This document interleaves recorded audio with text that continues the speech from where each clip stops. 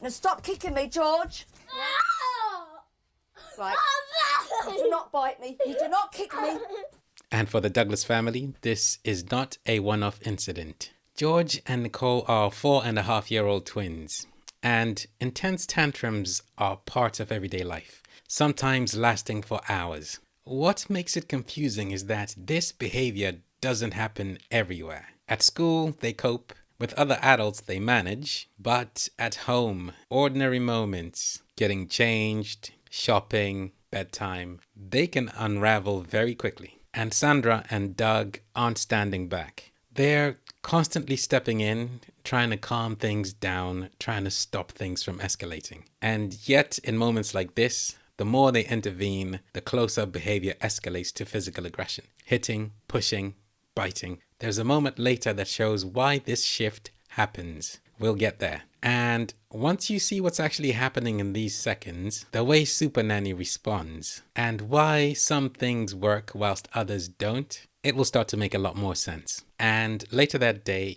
watch and listen to how long this takes. Nicole and George regularly throw violent tantrums, which lead to kicking, biting, swearing, and screaming for up to 4 hours without stopping. This isn't a rare escalation for them. This is a part of everyday life. For Sandra and Doug, it's exhausting. And not because they're disengaged, but because it keeps happening. And there's a point where the way they step in actually changes what happens next. But what makes this harder to understand is where it doesn't happen. Listen carefully to how Doug describes things outside of the home. But the twins aren't like this with other people.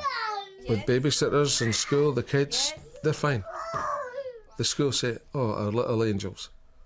At home, though, the picture is very different, and this contrast can leave parents feeling very confused and questioning what they're missing. Because if the behavior can switch off elsewhere, then something specific must be happening here. And later that day, the same pattern plays out again, and this time during the school run. Watch what happens next. It's your belt on. Stop it. She won't put her seatbelt on. Not for the first time, Sandra is forced to call Doug to help her out. So this isn't an isolated crisis. It's a moment that routinely breaks down. And by this point, Sandra isn't choosing help because it's convenient. She's calling because she's out of options. And this is exactly the kind of moment where Supernanny chooses to observe rather than step in. And not long after, the same tension shows up again. But this time, everyone is in close proximity. Just watch where Doug is during this moment. Doug hovers around the cool-down area. This time it gives George something to get his teeth into. Once things reach this point, everyone's focus is on stopping what's happening. And when you're trying to prevent things from getting worse, staying close can sometimes feel like the only option. But this is the moment where the direction of behavior can actually change. And here is where Supernanny actually steps in, not to react to the behavior, but to change what's happening around the behavior. Listen to the order that she gives and not just what she says. If they continue to whine or to shout, then I want you to give them a warning. If they continue, take them straight down to the cool down area where they must stay for 4 minutes. So why would a simple, predictable sequence like this reduce the chances of shouting turning into something more physical? What's happening in this family isn't just one bad moment.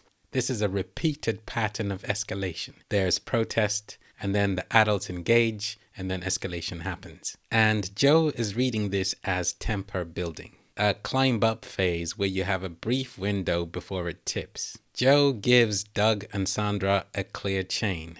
Warning, then cool down, 4 minutes every time. If the escalation is being fueled by the back and forth, attention, negotiation, or emotional engagement, then removing the interaction and making the outcome predictable can actually shut the loop down. ABA would keep the same predictable pattern, but would add one missing piece. That is what the child can do instead early on.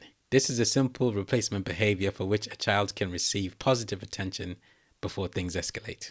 Joe presents this as stepping in early, giving a clear warning, then creating a short break if things keep escalating. From an ABA point of view, what really helps here isn't just the break itself, but the consistency of stepping out of the interaction before the situation gathers momentum. But Joe takes a step in the right direction by removing what triggers escalation. So that is 1 out of 1. Now, the thing is, on paper, it sounds clear. A warning, a calm follow through, and then space. But in this house, these moments are not isolated. They are stacked on top of long days, exhaustion, and repeated conflict. And when things start to escalate for real, it isn't just the children who have difficulty regulating. And also, moments like this, they don't just stop when the child stops. What matters just as much is what the parent does in the moments that follow. Now listen to what Joe asks them to do and when she asks them to do it. Don't lose it, Doug. Doug, don't lose it. Come away. Sit. Come down. Come down. Walk away, because this is the bit that keeps you calm.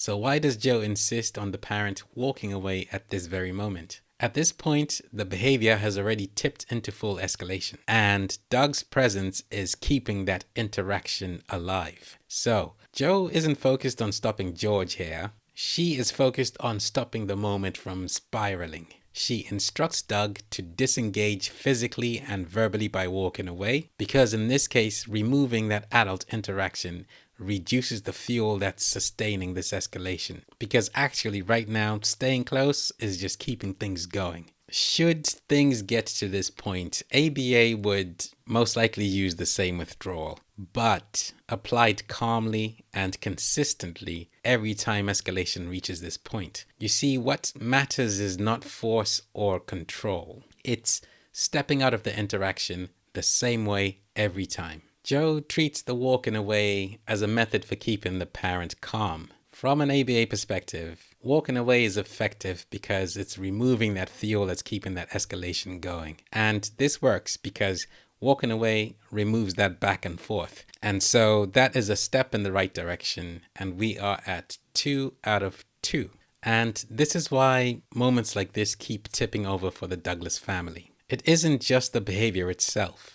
It's what's happening around the behavior. You see, when Sandra and Doug stay close, trying to hold things together, the moment doesn't settle. It stretches and stretches until it turns into something physical. What makes the episode a little bit difficult to watch isn't the behavior itself. It's how long the moment keeps going for. Because nothing suddenly snaps. Nothing suddenly comes from nowhere. The moment just keeps gathering weight, second by second, until it turns physical. And once you see that, this stops looking like a child with an issue and starts looking like a moment that was never allowed space to settle.